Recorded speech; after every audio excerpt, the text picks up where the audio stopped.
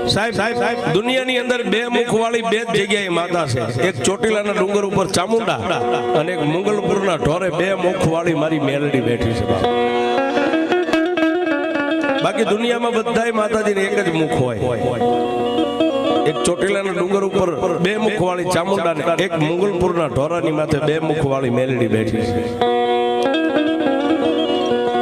અને સાહેબ એ હોનીના દીકરાએ જોકે અવાજ ઉપર મેં એને એવું કીધું બોલો કાકા શું કામ છે. મને કે પ્રવીણભાઈ આજે ઢોરાવાળી મેલડી તમે જે વાર્તામાં કહો છો આ ઢોરો કઈ જગ્યાએ આવ્યો? એટલે મેં એવું કીધું કાકા તમારે શું કામ છે? આટલી વાત કરીને ત્યાં સાહેબ સામે હોનીનો દીકરો આંખની માલિમાંથી દળદળ રોવા માંડ્યો. એટલે મેં કીધું કાકા સાના રહી જાઓ, હું તમને નામ દઉં, ઠામ દઉં, સરનામું દઉં, પણ શે શું ઈ તો કયો. ત્યારે હોનીના દીકરાએ રાજકોટની બજારની માલિપાથી સાહેબ મને ફોનમાં એવું કીધું કે દેવ